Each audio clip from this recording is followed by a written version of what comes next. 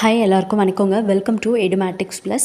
தமிழக அரசு பள்ளிகளில் பணியாற்றக்கூடிய ஆசிரியர்களுக்கும் பணியாளர்களுக்கும் ஒரு மிகச்சிறந்த ஒரு ஹாப்பி நியூஸ் வந்திருக்கு. ஒரு 10 வருஷத்துக்கும் மேலாக தற்காலிகமாக நீட்டிக்கப்பட்டு வந்த அந்த 7499 பணியிடங்களை இப்போது நிரந்தர பணியிடங்களாக மாற்றி பள்ளிக்கல்வித்துறை அரசாணை வெளியிட்டிருக்கு. இதனுடைய பின்னணி என்ன, யாருக்கெல்லாம் இது மூலமாக நல்லது நடக்க போகுது அப்படிங்கிறதெல்லாம் விரிவாக நம்ம பார்க்கலாம். இந்த அரசாணைப்படி நம்ம பார்த்தோன்னா மொத்தம் 7499 பணியிடங்கள் நிரந்தரமாக்கப்பட்டிருக்கு. இதில் முதுநிலை ஆசிரியர்கள் மட்டும் 6451 பணியிடங்கள், அதாவது 6451 பேர் நிரந்தரமாக்கப்படுறாங்க. இதர ஆசிரியர் மற்றும் பணியாளர்கள்னு பார்த்தோன்னா மீதி இருக்கிற எல்லா போஸ்டிங்கும் அவங்க தான். இதை தவிர 351 பணியிடங்களுக்கு அடுத்த 10 ஆண்டுகளுக்கு தொடர் நீட்டிப்பையும் வழங்கியிருக்காங்க. ஆனால் 560 பணியிடங்கள் வேனிஷிங் போஸ்ட் அப்படின்னு சொல்லி அறிவிக்கப்பட்டிருக்கு. அதாவது ஒழிவடையும் பணியிடங்கள் அப்படின்னு சொல்லி.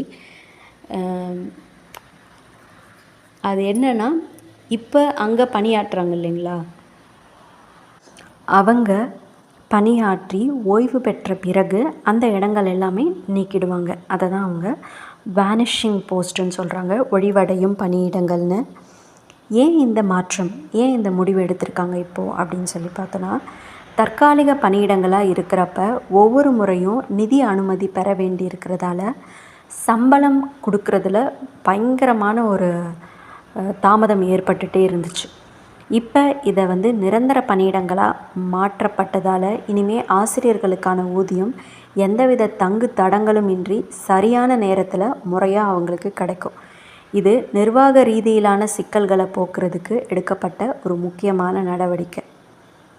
அதே நேரத்தில் பகுதி நேர ஆசிரியர்களை பொறுத்த வரைக்கும் அவங்களுக்கு சிறப்பு தேர்வுகள் நடத்தப்பட்டு அவங்களுடைய பணி காலத்திற்கு ஏற்ப வெயிட்டேஜ், அதாவது மதிப்பெண்களில் வெயிட்டேஜ் கொடுப்பாங்க. ஸோ அந்த மாதிரி வெயிட்டேஜ் மதிப்பெண்கள் வழங்கி பணி நிரந்தரம் செய்யப்படும் அப்படின்னு சொல்லி நம்மளுடைய முதல்வர் ஏற்கனவே அறிவிச்சிருந்தார். அதுக்கான பணிகளும் ஒரு புறம் தீவிரமாக நடந்துட்டு தான் இருக்குது அப்படின்னு சொல்லியிருக்காங்க. ஆனால் இப்போ தேர்தல் சமயம் அப்படிங்கிறதால இதெல்லாம் கொஞ்சம் நிறுத்தி தான் வச்சுருக்காங்க.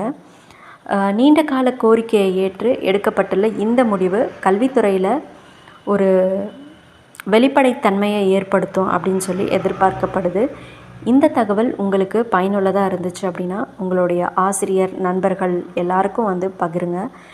இது மாதிரியான செய்திகளை தெரிந்து கொள்ள நம்மளுடைய சேனலையும் சப்ஸ்கிரைப் பண்ணிடுங்க. நீங்கள் பள்ளிக்கல்வித்துறையை பற்றின செய்திகளை அஃபிஷியலாக தெரிஞ்சுக்கணும் அப்படின்னா tnschools.gov.in இந்த இணையதளத்திற்கு போயிட்டு நீங்கள் நோட்டிஃபிகேஷன் இல்லை சர்க்குலரில் பார்த்தீங்கனாலே உங்களுக்கு தெளிவாக நிறைய நியூஸ் கிடைக்கும்.